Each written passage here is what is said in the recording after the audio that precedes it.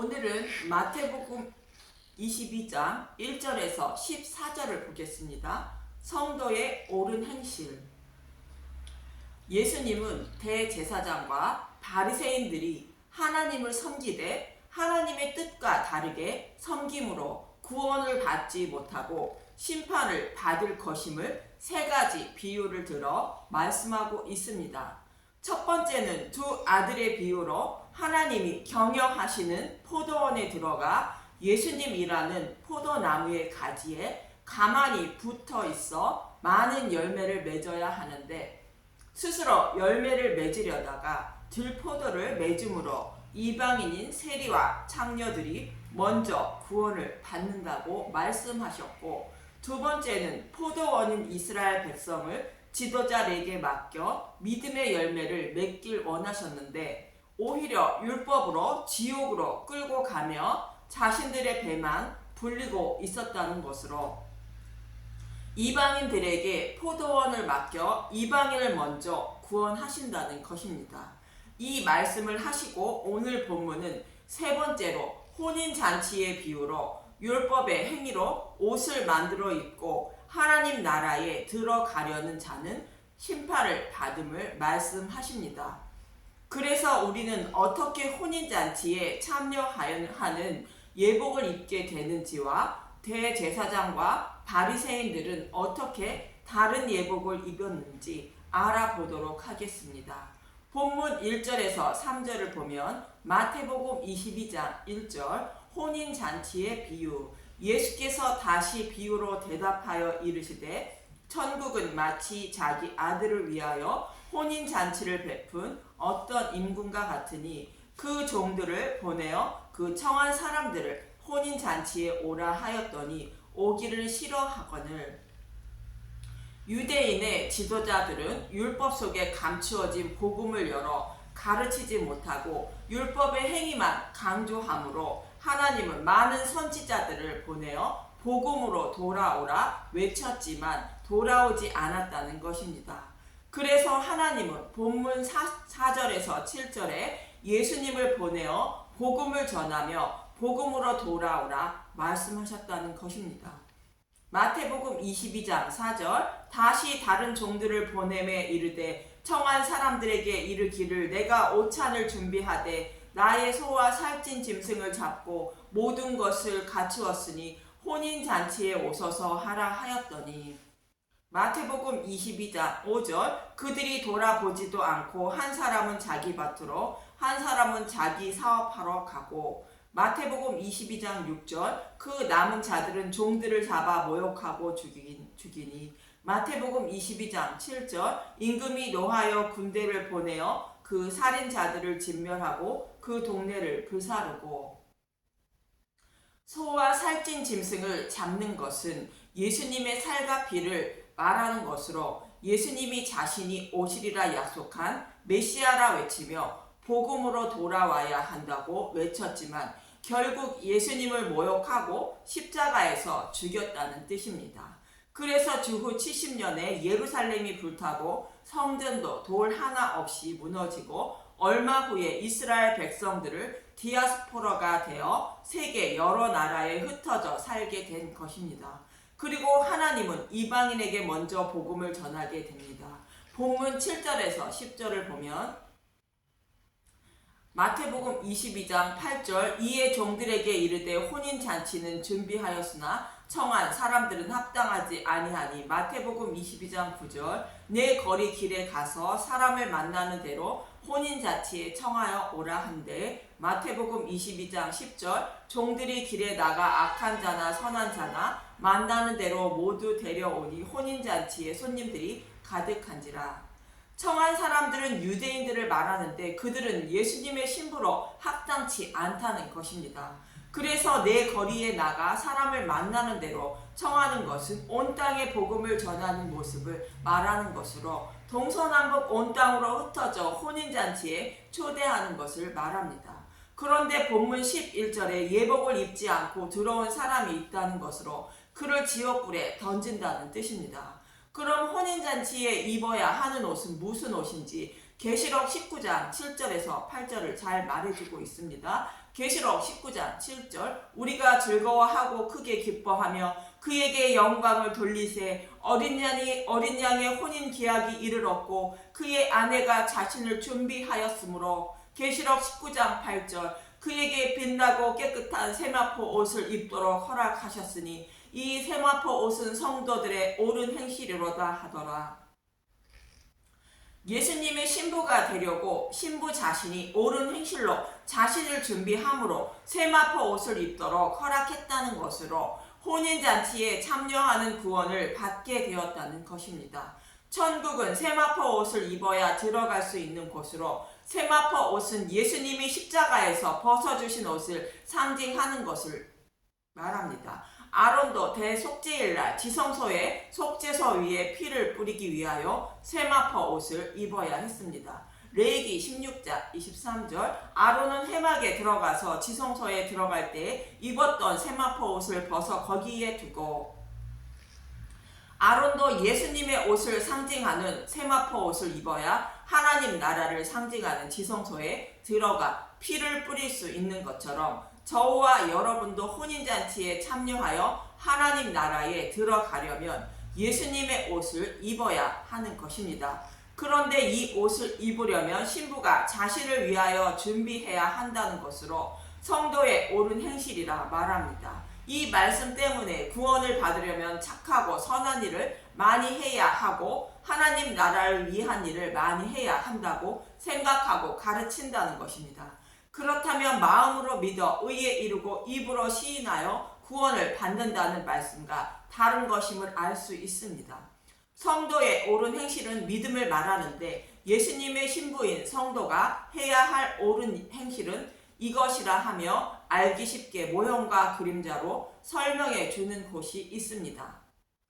오늘 본문의 말씀처럼 혼인잔치에 참여하는 자 중에 예복을 입지 않은 자가 누구이며 예복을 입은 자가 누구인지 그리고 혼인잔치에 참여하는 예복은 어떻게 입게 되는지 잘 말해주고 있는 곳이 창세기 27장입니다.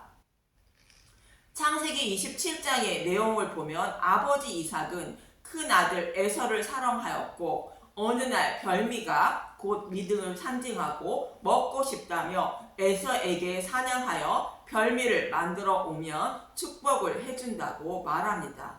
이 말을 듣고 있던 어머니 리브가는 아버지의 축복을 받게 하기 위하여 야곱에게 염소 2마리를 가져오게 하고 야곱을 염소 털로 에서처럼 꾸며주고 별미를 만들어 야곱에게 주어 아버지 이삭의 축복을 받게 합니다. 야곱이 축복을 받은 후에 아버지의 말씀대로 에서는 사냥하여 별미를 만들어 아버지 이삭에게 드리지만 축복을 받지 못합니다. 여기서 야곱은 세리와 창녀인 이방인을 상징하는 인물이며 복음을 말하고 있습니다. 큰아들 에서는 율법의 말씀대로 온 힘을 다하여 율법을 온전히 지켜 하나님의 축복을 받으려 예복을 입지 못한 대제사장과 바리새인을 상징하며 율법을 말합니다. 그럼 야곱이 어떻게 혼인잔치에 참여하는 아버지의 축복을 받게 되었는지 창세기 27장 7절부터 봅니다. 나를 위하여 사냥하여 가져다가 별미를 만들어 내가 먹게 하여 죽기 전에 여호와 앞에서 내게 축복하게 하라 하셨으니 창세기 27장 8절 그런즉 내 아들아 내 말을 따라 내가 내게 명하는 대로 창세기 27장 9절 염소떼에 가서 거기에 좋은 염소 새끼 2마리를 내게로 가져오면 내가 그것으로 내 아버지를 위하여 그가 즐기는 별미를 만들리니 야곱에게 좋은 염소 새끼 2마리를 가져오라는 것이며 그러면 어머니 리브가가 아버지가 즐기시는 별미를 만들어 준다는 것입니다. 별미는 믿음을 상징하는데 어머니가 별미를 만들어 준다는 것입니다. 계시록 19장에서 신부가 자신을 위하여 준비함으로 세마포 옷을 입도록 허락해 주신다는 말씀과 동일한 의미인 것입니다.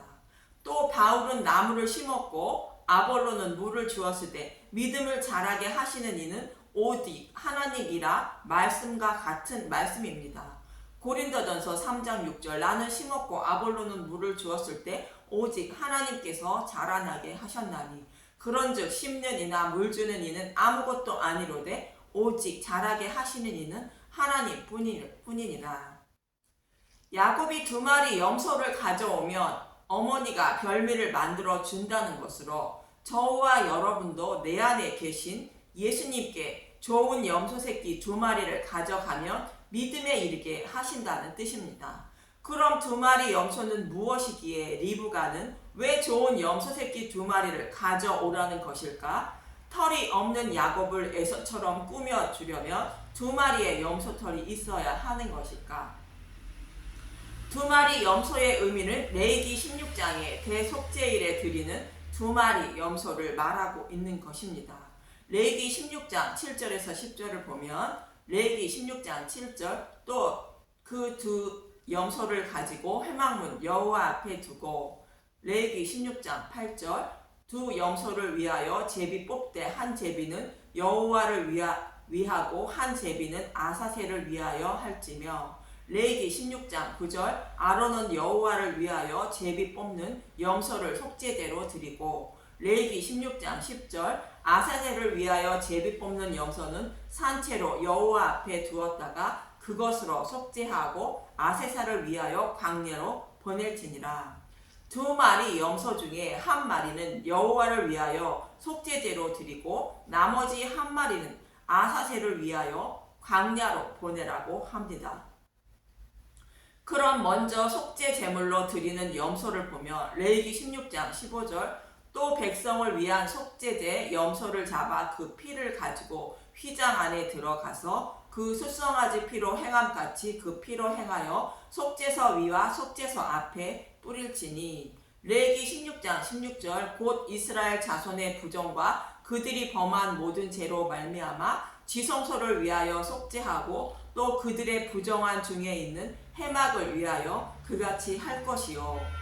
속죄 제물로 드리는 염소는 이스라엘 자손의 부정과 그들이 범한 모든 죄를 정결케 하기 위하여 속죄서 위와 속죄서 앞에 피를 뿌리라는 것입니다. 이 말씀은 하나님 백성의 모든 죄를 지고 예수님이 십자가에서 대속 제물로 죽으시고 부활하셔서 하나님 우편에 앉으시는 것을 의미합니다.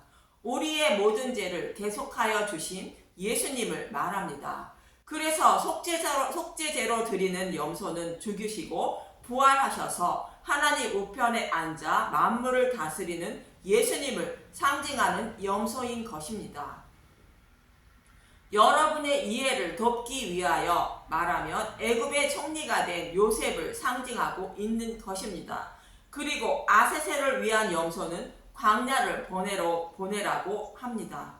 레위기 16장 20절에서 22절을 보면 레위기 16장 20절 그 지성소와 회막과 제단을 위하여 속죄하기를 마친 후에 살아있는 염소를 드리되 레위기 16장 21절 아론은 그의 2 손으로 살아있는 염소의 머리에 안수하여 이스라엘 자손의 모든 불의와 그 범한 모든 죄를 아뢰고 그 죄를 염소의 머리에 두어 미리 정한 사람에게 맡겨 광야로 보낼지니 레위기 16장 22절 염소가 그들의 모든 불의를 지고 접근하기 어려운 땅에 이르거든 그는 그 염소를 광야에 놓을지라.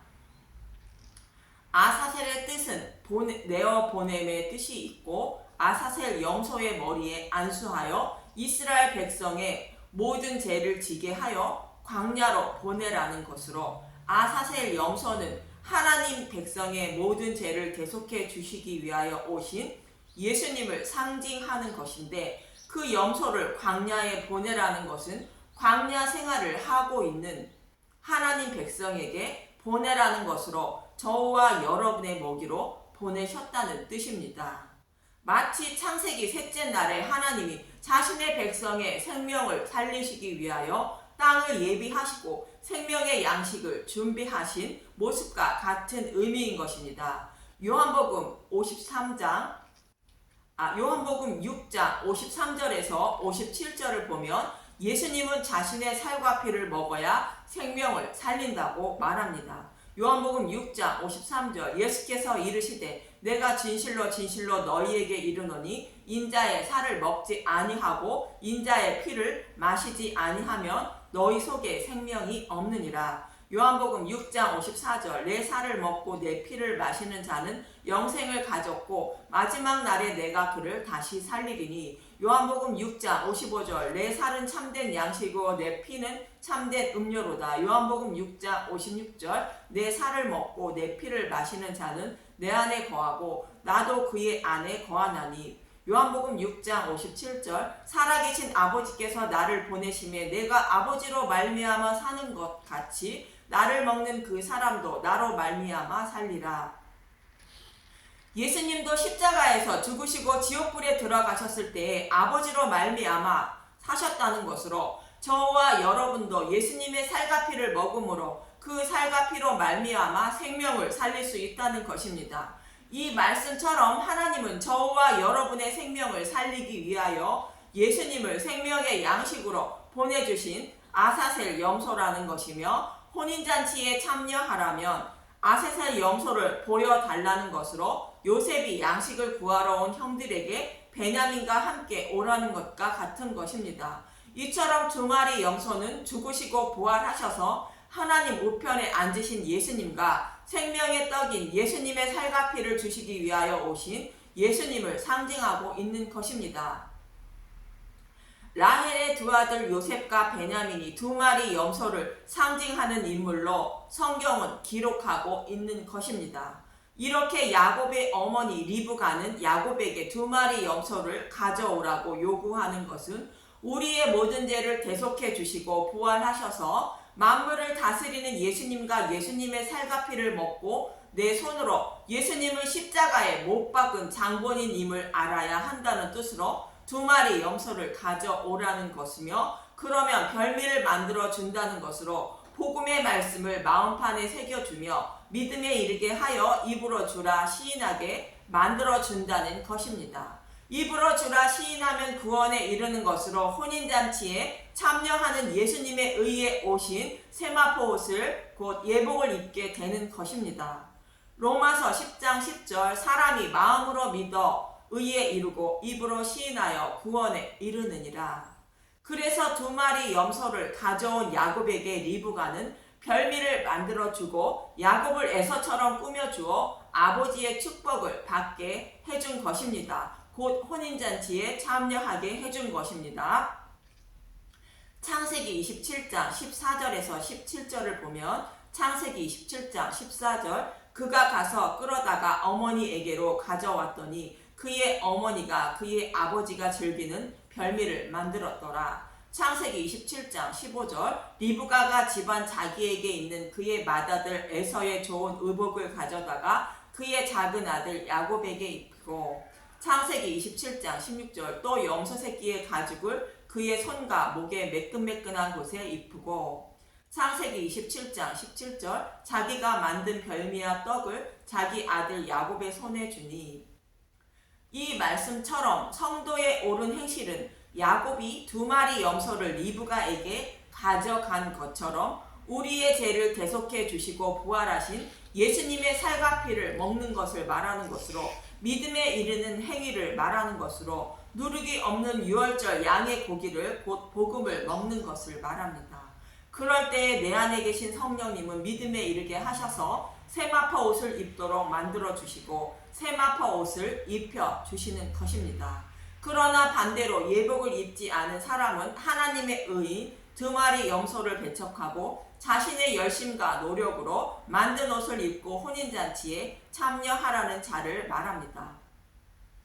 마치 에서가 땀을 흘려 열심히 사냥하여 별미를 만들어 아버지 이삭에게 드리는 것과 같은 것으로 에서가 축복을 받지 못하는 모습과 동일한 것입니다. 야곱은 이방인에게 먼저 전한 복음을 말하고 에서는 이스라엘 백성에게 준 율법을 상징하는 인물들인 것으로 저와 여러분이 어떻게 예복을 입고 혼인잔치에 참여하게 되는지 야곱과 에서를 통하여 말해주고 있는 것입니다. 로마서 10장 1절에서 3절을 보면 이스라엘 백성들도 혼인잔치에 참여하는 예복을 입길 원한다고 사도 바울은 말합니다. 로마서 10장 1절 형제들아 내 마음에 원하는 바와 하나님께 구하는 바는 이스라엘을 위함이니 곧 그들로 구원을 받게 함이라. 로마서 10장 2절 내가 증언하노니 그들이 하나님께 열심히 있으나 올바른 지식을 따른 것이 아니니라. 로마서 10장 3절 하나님의 의를 모르고 자기 의를 세우려고 힘써 하나님의 의에 복종하지 아니하였느니라. 이스라엘 백성들은 에서가 온 힘을 다하여 아버지의 말씀을 따라 사냥하여 별미를 만들어 드렸지만 축복을 받지 못한 것처럼 온 힘을 다하여 율법을 지켰지만 예복을 입지 못한 것을 바울은 안타까워하는 것입니다. 이처럼 저와 여러분에게 하나님이 원하시는 옳은 행실은 좋은 2마리 염소 새끼를 가져가는 것입니다.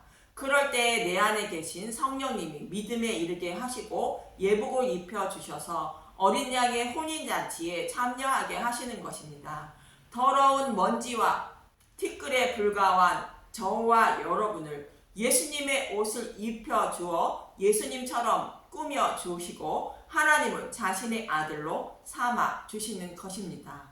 이 말씀이 저와 여러분이 구원을 받는 길이며 예수님의 신부인 저와 여러분이 준비해야 할 옳은 행실임을 잊지 마시고 성경의 말씀과 복음의 말씀을 매일 들으시면서 좋은 염소새끼 2마리를 찾아 어머니께 가져가셔서 꼭 혼인잔치에 예복을 입고 참여하는 저와 여러분이 되시길 간절히 기도합니다. 감사합니다.